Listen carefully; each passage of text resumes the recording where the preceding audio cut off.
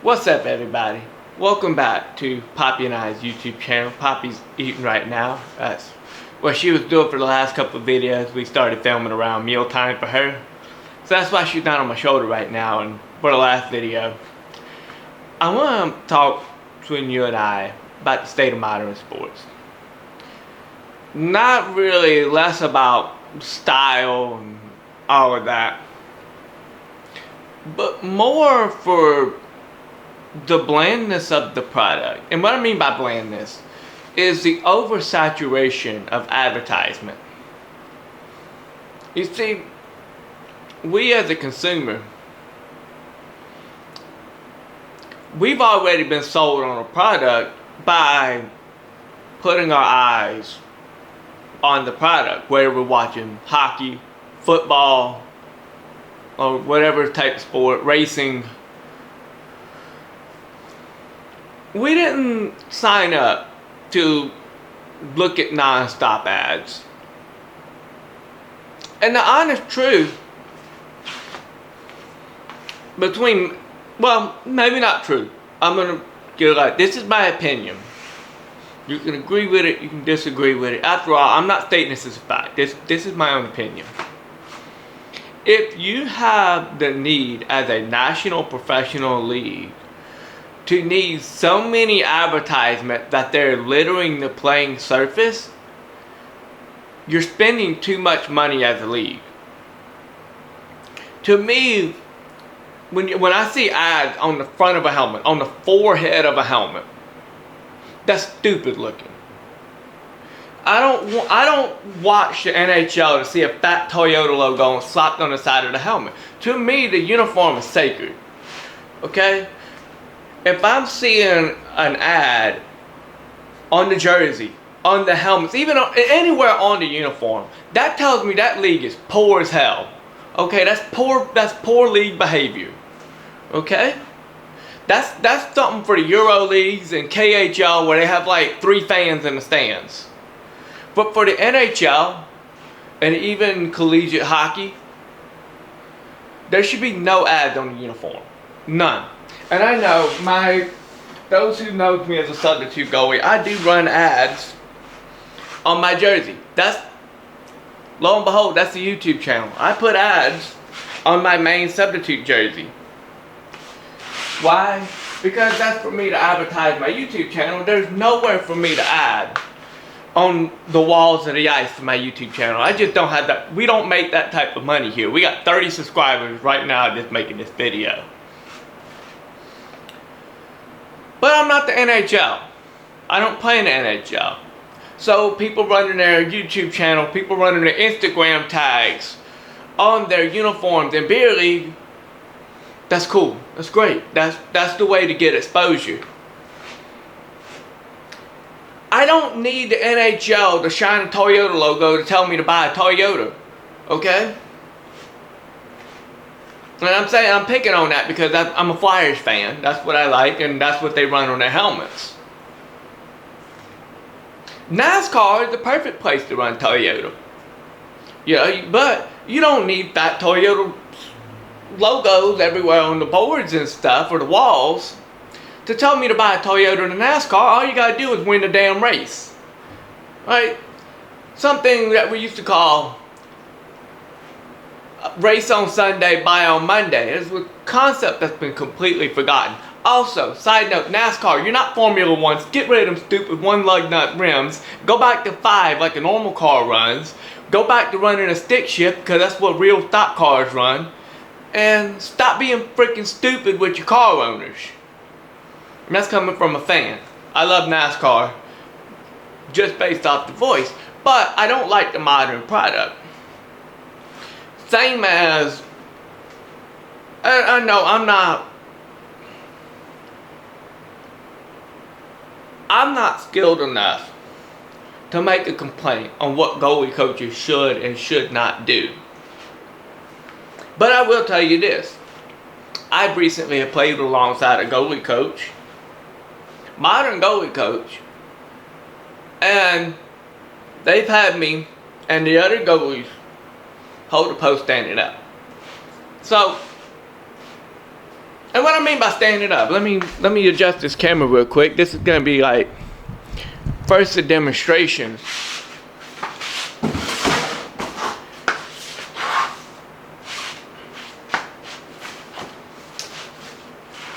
If I'm holding the pose like that, that's stand-up style. And coming up, sliding on the feet, that's a stand-up goaltender maneuver. So this whole thing with recency bias bugs the hell out of me, because you can't just say stand-up is completely dead and then have me hold the net stand-up style. Hybrid goaltending, which everybody like, well, that's dead. No, it's not. It's simply not. And maybe that's actually one of my beats, okay? Like these pads right here. This is my illegal pads. I currently don't have any of my toe straps on here because I play outlaw hockey. These pads, yeah, there's no leg channel. They have zero issues rotating. Zero. I'll tell you why. When you have a bungee system or you run a skate lace, and you'll see this even on Bonesy's channel, for instance. Bonesy runs a skate lace toe tie system on pads from the 80s. He's running these 80s Jopa pads. They might be 70s. I don't know. I think they're 80s. And you'll see with his skate lace system, the pads rotate. And he can do butterfly maneuvers in them pads. And these are probably some of the lightest pads ever because they don't have all the extra bull crap. It's just leg channel, landing block, and that's it. And they're super, super flexible. So these pads can do literally every save and maneuver in the history of hockey. You have an unlimited goaltending arsenal with a flexible pad. I'm telling you, because I played these pads, I can do every move in the history of hockey with these. An unlimited arsenal. Versus a set of these, yeah, they're both Kaneskis. What do you know? These, they are very restrictive. And if you as a goalie has only played these, trust me, get you a, and there's no company that makes these anymore. Rest in peace, Canadien, the last of the generation. I wish companies continue to make these an option. More goalies need to try these pads. You won't lose the butterfly. Trust me, you'll still be able to do the butterfly perfectly fine. And if you put a landing block, you know, a big thick landing block like this, let me get up close. You won't lose the ability to play butterfly. But what you'll gain is an unrestricted pad. See, this doesn't bend. I mean, it bends a little bit. It doesn't bend nearly as much as that. So what happens is it forces your leg into one position. And because it forces your legs into one position, it's shortening careers.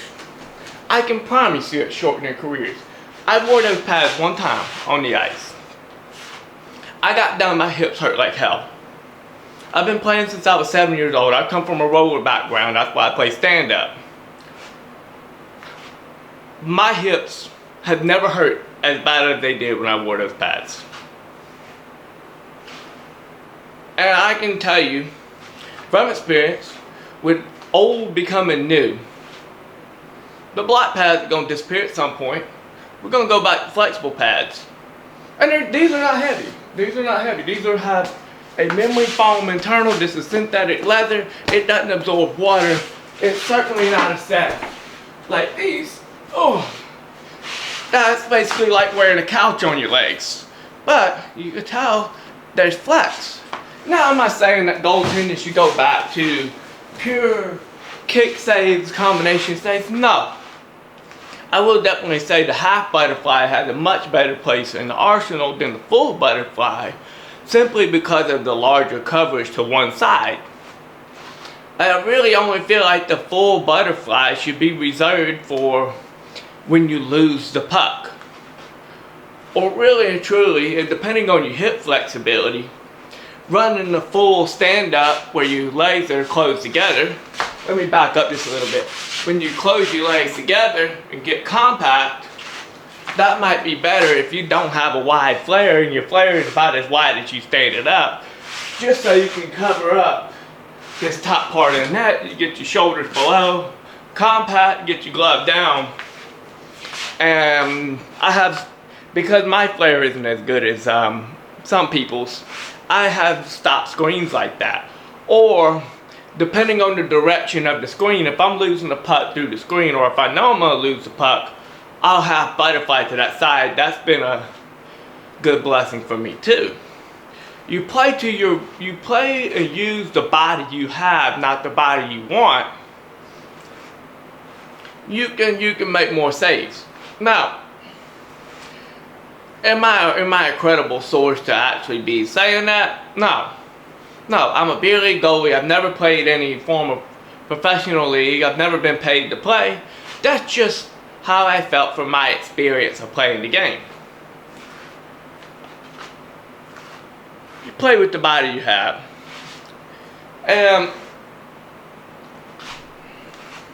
But back on the leagues itself, the hockey itself, the state of hockey. NHL, Gary Bettman, whatever.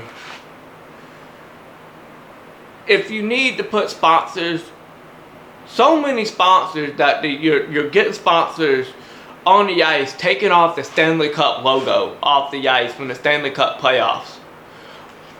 You're putting, now I get like you run an ad on the ice, that's where the arena name is at, because every arena's got a big sponsor. It's always been like that for the most part.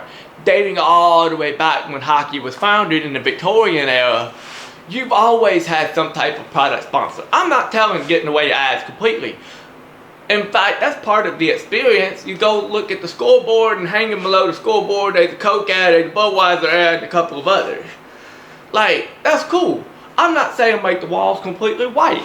That's part of the experience when you have logos all along the walls.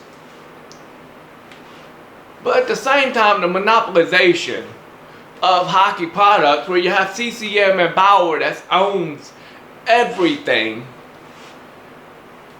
there's not nearly as many hockey related products lining the walls of the NHL. See, I feel like if I am paid a ticket, especially a $150 ticket for nosebleeds, which is absolutely ridiculous, I'm gonna be real with you. That turned me off from buying a ticket during Christmas week. My family's supposed to come up to where I live from Louisiana, and we was gonna look at buying tickets for the Washington Capitals versus New York Rangers on Christmas week. That turned me off so hard for $150 for nosebleeds. That's stupid as hell.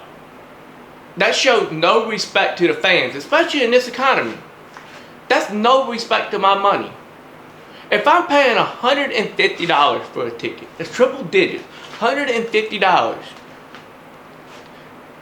That's 2 weeks worth of groceries for one person in this economy. 2 weeks of putting food in my mouth. Not less. Not mentioning for when my wife gets done with her tour, her deployment. It costs $150 more for 2 weeks of food. And you expect me to spend 2 weeks of food money for one person to sit in the nosebleeds where you can barely see what's going on in the ice. I mean, yeah, you can see what's going on in the ice, but barely. You have to watch the Jumbotron to see people's faces on the screens. That's insulting. That's a middle finger to me as a fan. A nosebleed seat at any point, including the playoffs, would be no more than $50. In fact, I propose something new for all, because you notice in the modern era, because the seats in the front cost so much, every real fan is a blue collar man. Because if the case of executives and crap were real fans, we would have a better product on all sports. Your blue collar individuals got the best personalities, the best fan base, and they're the loudest individuals. That's what you want in the front row, because that's where all your cameras is at. You want to see passionate fans on the front row of your stadiums. I say put the cheapest seats in the front of the house and put all the executives in the back where they can shut up and do their shit. Executives up top, cheap seats up front. That's how you get real fans in the stadium to cheer for the teams. To push it, because real fans help push the teams. It helps motivate the teams. Toronto being the most expensive city, I'm gonna be real with you, Toronto. The big reason why your team had no motivation is Toronto's a crap hole. I've been there. I visited. Yeah. Your rebar hangs out the bridges.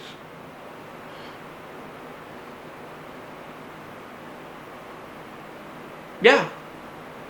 Your city looks like crap.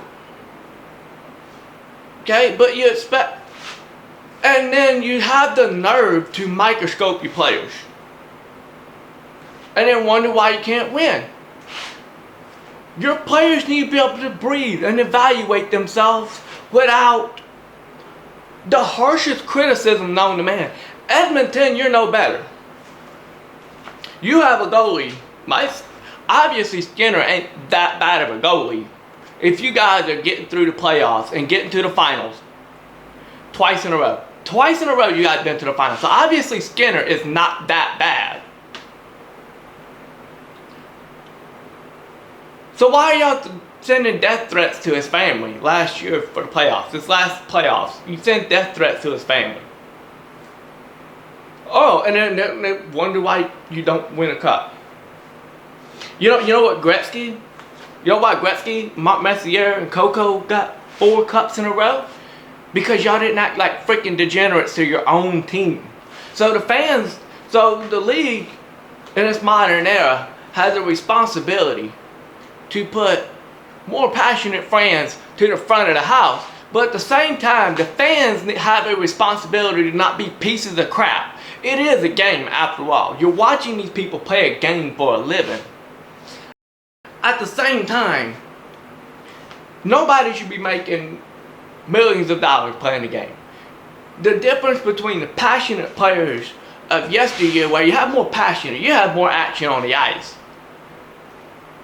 Yeah, the game wasn't as fast, but the equipment wasn't as fast. The training wasn't as fast. But each player had 2 jobs. Every player in the league had another job that they had to come home. They had to be one with the people, and that was all sports, not just the NHL. So now you have a bunch of players that have no personality, it's too big for their britches. And what are you going to do? The product has dwindled down for everybody, for everything.